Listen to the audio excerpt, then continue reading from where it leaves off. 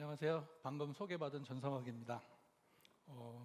제가 오늘 여러분들께 말씀드릴 부분은 생성형 AI 위협과 AI를 활용한 미래의 보안입니다. 아마 요즘에 언론을 통해서나 어느 면으로 보시면 AI를 빼놓고는 이야기하기 힘들 정도로 AI가 유행인데요. 우리는 이제 보안을 하는 입장에서 그럼 이런 AI들을 보안에 어떻게 활용할 것인가, 또는 이런 인공지능들이 AI를 어떻게 활용해서 악용되고 있나, 이런 것에 포커스를 두고 여러분들께 말씀을 드리려고 합니다. 아마 여러분들 잘 아시겠지만 GPT가 나오고 최근에 4 옴니 버전이 나오면서 이 멀티모달 기능이 향상되면서 읽고 말하고 쓰고 하는 것들이 굉장히 다양한 서비스들이 가능해졌고, 속도가 무엇보다 빨라져서 실시간으로 대화하는 것과 같은 느낌을 가질 수 있도록 이것들이 발전되고 있습니다. 여러분들 광고를 통해서 많이 보셨겠지만 요즘에 삼성전자에서 나오는 그 갤럭시 폰만 해도 동시 통용이 가능할 정도로 이렇게 서비스를 소개를 하고 있죠. 그런 것뿐만이 아니라 여러분들 막 드라마에서 보신 분들 있을 텐데 세상을 떠나신 분들이 화면에 나와서 다른 사람들과 실제 대화하는 것과 같은 영상, 실시간으로 대화를 하는 영상, 이런 것들이 이런 GPT, 인공지능을 통해서 가능해지고 있습니다. 화면에 보시는 것처럼 마이크로소프트의 이 바사 같은 경우는 이런 사람의 얼굴 형상, 표정, 느낌, 이런 것까지도 완벽하게 재현해 놓을 정도로 완벽한 서비스가 되고 있고요. 헤이젠이라는 서비스를 써보신 분 계실지 모르겠지만 동영상을 찍어서 헤이젠에게 넘기면 30개국어로 자동으로 번역돼서 이게 서비스가 될 정도로 다양한 서비스들이 진행하고 있습니다. 소라이 같은 경우 유명하죠. 내가 말로써 설명을 하면 어떤 사람이 밤에 어디를 돌아다니는 이런 영상을 하면 화면에 보시는 것처럼 실제 동영상이 저렇게 자연스럽게 서비스가 됩니다. 수노 AI 같은 경우는 음악 서비스를 통하는데, 이게 여기서 만들어진 AI로 만든 음악이 어떤 경연대회에 나가서 입상을 할 정도로 우수한 성적이 나왔는데 아무도 이게 AI가 만든 영상인지를 눈치챌 수 없을 정도로 우수한 성능을 보여주고 있습니다. 제가 오늘 말씀드리고자 하는 부분은 이러한 서비스들이 아니라, 이러한 서비스들이 많이 나오면서 실제로는 이러한 서비스를 활용을 해서 악용하는 사례들이 많이 나와 있고, 우리 안랩에서는 어떻게 이것들을 활용을 해서 방어를 하고 있는지, 이런 쪽에 초점을 두고 말씀을 드리려고 합니다. 많이 보셨을 겁니다. AI는 이러한 서비스들에 대한 위험성이 환각이나 편향, 저작권 관련된 문제들이 실제로 많이 나와 있고요. 환각이라고 하는 것은 학습 과정에서 이게 AI가 너무나 많은 것을 알다 보니까 실제 자기가 엄청난 걸 아는 것처럼 말도 안 되는 걸 그럴싸하게 정보를 만들어내서 사람들한테 얘기를 한 문제. 편향 문제는 인종이나 종교, 고정관념, 이런 것들을 우리가 조심해야 되는데도 불구하고 AI가 아무 생각 없이 편향된 정보를 진행한다거나, 특히 저작권 문제 같은 경우는 학습 과정에서 사용되는 이런 데이터들이 어떤 저작권을 무시하고 하는 경우들, 또는 아까 말씀드린 그런 생성된 데이터들이 저작권이 누구한테 있느냐, 이런 것들이 아직 법적으로 해결되지 않은 문제여서 나중에 문제가 소지가 있는 것들이고요. 특히 저작권 관련해서 보면 애플이나 엔비디아가 이런 학습을 하는 데 있어서 유튜브의 자막을 훔쳐서 사용했다 하는 것들이 실제 기사화되고 보도도 많이 나왔습니다. 구글 오픈 AI 소라 같은 경우를 견제하기 위해서 학습에 사용되는 유튜브 자료들은 허가를 받든지 비용을 지불해야 된다, 이런 것들이 나오고 있어서 이런 대기업들 간에도 어떤 경쟁적으로 서로 저작권 문제를 활용하는 그런 사례들도 나오고 있어서 문제점들이 많아지고 있고요. 특히 이 AI를 직접 공격하는 문제, 예를 들면 적대적 프롬프팅이라고 해서 질문을 어떻게 하느냐에 따라서 악용하는 사례들, 예를 들면 여러분들 챗 GPT에다 대고 어디를 공격하기 위해서 코드를 작성해달라 그러면 해주지 않습니다. 윤리적으로 어긋나거나 문제점이 있는 것들은 제한 조치가 다 되어 있습니다. 근데 살짝 바꿔서 이러한 것들을 학습 자료로 사용하기 위해서 코드를 작성해달라고 하면 잘 작성을 해줍니다. 무슨 차이가 있는지는 AI가 구분을 못하는 거죠. 그러니까 악용하는 것 같으면 안 해주지만 말을 돌려서 교육 목적 또는 좋은 데 사용하기 위해서 코드를 작성해달라고 하면 해주는 거죠. 이렇게 프롬프트를 변형시켜서 공격하는 사례, 이런 것들이 실제로 나타나고 있고요. 이게 그 마이크로소프트에서 실제로 오픈했던 그 테이라는 서비스인데, 여기에도 보면 사람들이 질의를 하는 데 있어 악의적인 질의를 자꾸 하는 거죠. 이 대량 학살에 대해서 어떻게 생각하느냐, 또는 이런 것들에 대한 어떤 긍정적인 답변을 유도하거나 이렇게 함으로써 이 학습 데이터가 편향되게 만드는 이런 문제들이 실제로 발생되고 있고요.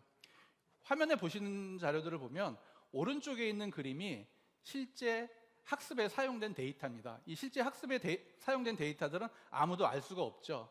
학습 데이터로만 사용됐기 때문에. 근데 질의를 통해서 결과를 가지고 역추적하게 되면 왼쪽에 보시는 것처럼 실제 이 정도로 추적이 가능하다는 겁니다. 왼쪽에 있는 자료는 이런 프롬프팅을 통해서, 질의를 통해서 나온 결과를 가지고 자꾸 변형을 시켜서 뭐 눈은 어떻고 표정은 어떻고 하는 것들을 점점 해가지고 실제 학습 데이터와 거의 동일한 모습을 이렇게 추출을 해낼 수가 있습니다. 이런 것들이 악용하는 사례로 사용될 수가 있는 거죠. 올해 얼마 안 됐습니다. 디지털 타임스에서 나온 기사를 보면 챗 GTP 등장 이후에 사이버 보안에 문제점들이 생기고 있다. 특히 피싱 메일이 4,150%, 거의 40배가 늘어났다는 건데요. 예전 같으면 피싱 메일을 보면 문구가 좀 이상하거나 단어를 뭐 북한에서 사용하는 용어나 중국에서 사용하는 용어들을 써서 구분이 대충 가능했었는데, 이제는 AI가 너무나 자연스럽게 문구를 만들어내서 사람이 구분하는 건 거의 불가능할 정도가 됐고, 양도, 생산하는 양이 어마어마하게 많아졌습니다. 실제 저희가 이런 숙제를 안고 있는 거죠. 또한 이런 보안 위협적으로 보면 악성 코드를 직접 생산해내거나 딥페이크 문제, 요즘에 언론에서 아마 많이 보실 겁니다. 그 영상을 가지고 또는 사진을 가지고 다른 영상과 합성을 시켜서 악용하는 사례들 너무너무 많이 있고요. 이 딥페이크에 대해서는 뒤에 조금 더 설명을 드리겠습니다. 정교한 피싱 메일, 아까 말씀드린 것처럼 피싱 메일의 내용을 사람이 구분할 수 없을 정도로 정교하게 하는 사례들, 취약점 분석을 바로바로 진행해서 제로데이 공격에 활용한다거나, 이러한 보안 위협들이 실제로 나오고 있고요. 여기 보시면 실제 공격 사례들을 제가 몇 건들을 한번 가져와 봤는데, 왼쪽에 보시는 게 실제 코드를 생성해낸 내용입니다. 챗GPT에다가 뭐뭐를 하기 위한 코드를 작성해 달라고 하면 왼쪽에 보신 것처럼 코드를 작성하는데요. 저희가 내부에서 보면 주니어 개발자들, 신입 개발자들보다 훨씬 코딩을 잘합니다. 우리가 생각하는 것보다 훨씬 더 이 챗GPT가 굉장히 진화되어 있고 발전되어 있어서 웬만한 개발자들보다 깔끔하게 코드를 더 잘 작성을 하고 있고요. 근데 이 코드를 어떤 쪽에 쓰느냐가 이제 저희들은 굉장히 불안한 요소로 작동되는 거고, 오픈 AI의 가운데 있는 것을 보시면 실제 음성 데이터를 두고 이것과 똑같은 데이터를 생성하게 하면 아주 자연스럽게 잘 만들고 있고요. 오른쪽에 있는 영상은 많이 보셨죠? 전쟁 중인 우크라이나 때 대통령이 어떤 담화를 하는 모습인데 가짜 영상입니다. 근데 실제로 보면 이게 언론에서 중계가 될 정도인데 가짜인지 진짜인지 구분할 수 없을 정도로 이런 사례들이 있기 때문에 이것을 우리가 어떻게 방어를 할 것인가 하는 숙제들을 안고 있습니다. 실제로 공격한 사례들이 이렇게 정보를 수집이나 콘텐츠를 제작하고 악성 코드 제작하고 인프라 제작 및 운영에까지 활용을 되고 있어서 어떻게 보안에 활용을 할지 저희도 고민이 많습니다. 올 초에 2월 달에 그 마이크로소프트하고 오픈 AI에서 실제 보도를 합동 발표를 했는데요.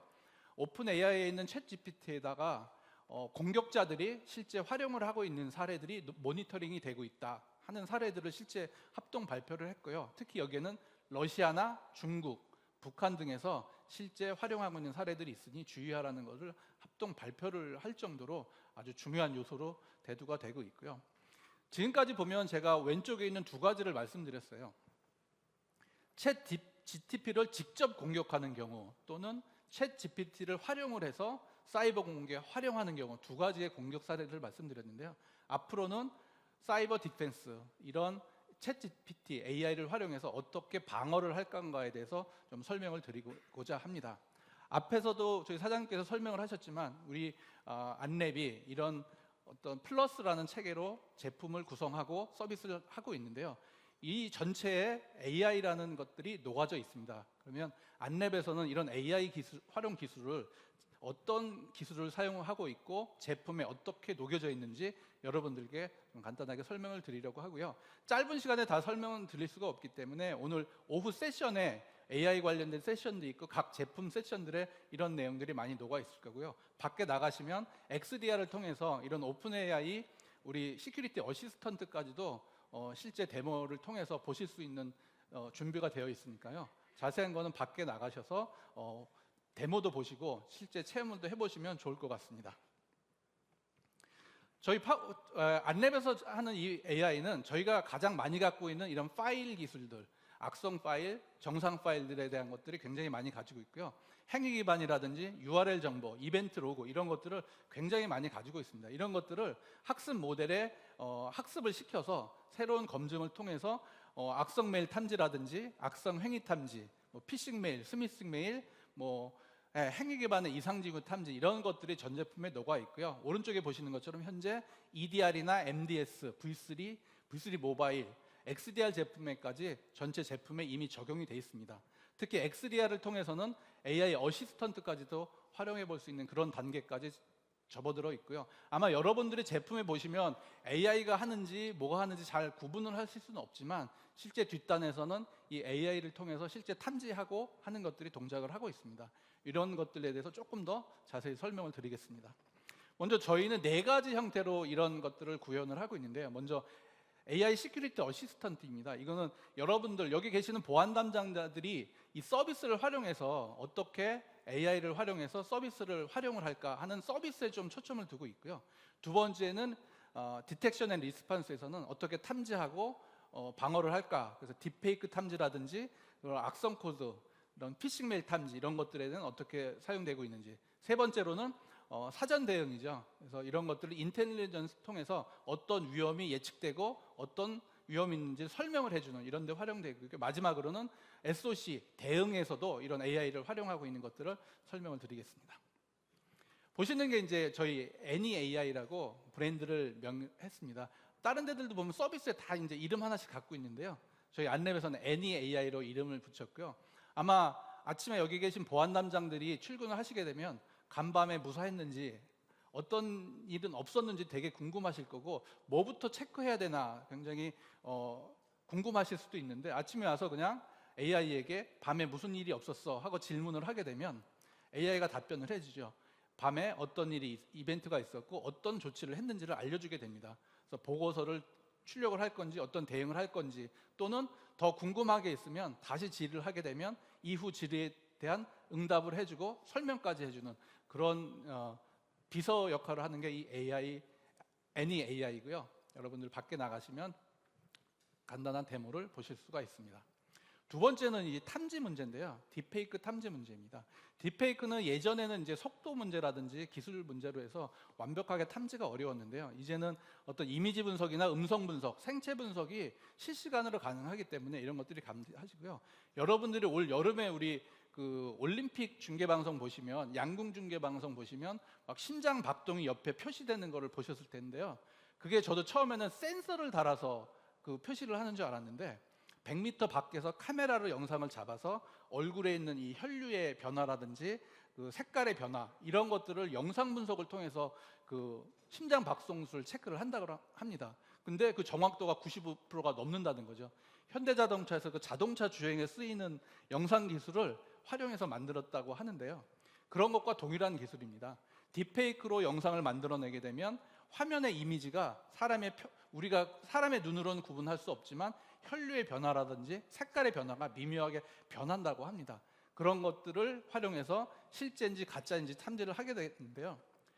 아까도 말씀드렸지만 공격자들은 저희가 그런 걸 갖고 탐지를 하면 어떤 기술로 탐지를 하는지를 다시 학습을 통해서 역으로 또 방어하고 공격을 패턴을 바꾸겠죠. 그럼 또 저희도 바꿔야 되고 이러한 것들이 앞으로는 계속 공격과 방어의 싸움이 계속될 거고 그래서 이 보완하는 사람들이 점점 더 어려워지고 조금이라도 게을리하면 이런 틈을 파고들 거기 때문에 이런 AI 기술에 대한 것들은 앞으로도 계속 발전을 시켜야 될 걸로 보고 있습니다.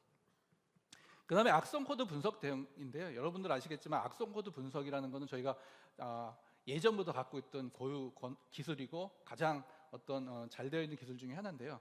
예전에는 이제 사람들이 그런 걸 분석을 했었는데 AI가 나오면서 좀 더 정교해지고 양적으로 엄청나게 많아져서 이제는 사람이 분석을 하는 거는 거의 불가능해졌고, 사람은 정말 정교한 거, 어려운 것들만 하고 나머지는 이 AI들이 대부분 다 수행을 하고 있습니다. 그래서 코드 분석이라든지 어떤 행위 분석 같은 것들을 실제 분석을 하고 있고, 대응까지도 자동으로 해서 탐지 룰도 이제는 인공지능이 생산하는 시대에 접어들었고요. 사전 방어라고 해서 이런 공격 의도에 따라서 어떤 추론을 하고 이후 공격까지 예측하는 것들이 이미 만들어져 있고요. 저희 V3라 모바일이나 MDS 제품들의 이런 탐지, URL 탐지나 스미싱 메일, 이런 악성 메일 탐지에 이미 활용이 되고 있습니다. 그 다음에 이제 데이터 증강이라고 해서 신규 샘플이 들어오게 되면, 예전에는 모든 샘플이 수집될 때까지 다 기다렸어야 하는데요. 이제는 신규 샘플 하나만 수집이 되면 이 변형이 어떤 게 생길까지를 AI가 자동으로 예측을 합니다. 그래서 모든 변형 가능한 샘플들에 대한 예측을 하고 포괄적인 탐지룰을 생성해서 사전에 방어할 수 있는 체계가 만들어지고 있고요. 이러한 데이터 증강 기술 역시도 피싱 메일이나 스미싱 문자, 스크립트 탐지, 실행 파일 탐지에 적용이 돼서 우리 제품에 녹여져 있습니다. 그 다음에 보시는 게 이제 AI 기반 피싱 메일 탐지인데요. 아까도 말씀드렸지만 대부분의 공격의 90% 이상이 피싱 메일을 통해서 시작이 됩니다. 피싱 메일이 들어오게 되면 그 안에 내용을 보고 사용자가 클릭을 하게 되면 이제 거기서부터 모든 이런 공격이나 이런 것들이 시작이 되게 되는데, 아마 여기 계신 보안 담당 분들 중에서 가장 어려워하시고 좀 문제시 되는 것 중에 하나가 이 피싱 메일이죠. 왜냐하면 사용자들이 아무 생각 없이 클릭하는 것들이 너무 많기 때문에. 아마 피싱 메일 모의 훈련 같은 거 해보면 한 달에 한 번씩 매번 하더라도 늘 한 20-30%는 클릭하는 경우, 하나만 클릭해도 굉장히 위험한데 20-30%씩 클릭하는 굉장히 위험한 거거든요. 이제는 그런 것들을 사람이 구분한다는 건 어렵기 때문에 이제는 AI가 사전에 걸러내는 절차들을 하고 있고요. 보시면 이제 이런 본문이나 내용 같은 것들을 읽어서 전체 맥락을 가지고 판단을 합니다. 이런 문구나 이런 좀 어색하지 않나, 이런 거는 불가능하고요. 그래서 의도 또는 발신자나 이런 사람들 헤더의 문제점, 이런 것들을 좀 세밀하게 판단해서 룰을 작성을 하고 있고요. 차단과 방어를 하는 데 있어서도 예전에는 그냥 딱 방어를 하고 말기 때문에 보안 담당자 입장에서도 이게 왜 차단됐는지 아마 직원들로부터 문의도 많이 받고 설명도 하는데 어려움도 있었을 텐데, 이제는 이런 차단이 왜 됐는지, 어떤 방어를 했는지까지도 AI가 친절하게 설명을 해주고, 이런 것들이 다시 학습에 반영이 돼서 피드백을 이루는 이런 선순환 구조들이 자연스럽게 이루어지고 있습니다. 인텔리전스 예측 부분에 있어서도 이러한 기술들을 위해서 이후에 어떤 공격들이 들어올지, 어떤 준비를 해야 되는지에 대한 설명을 미리 하고 있고요.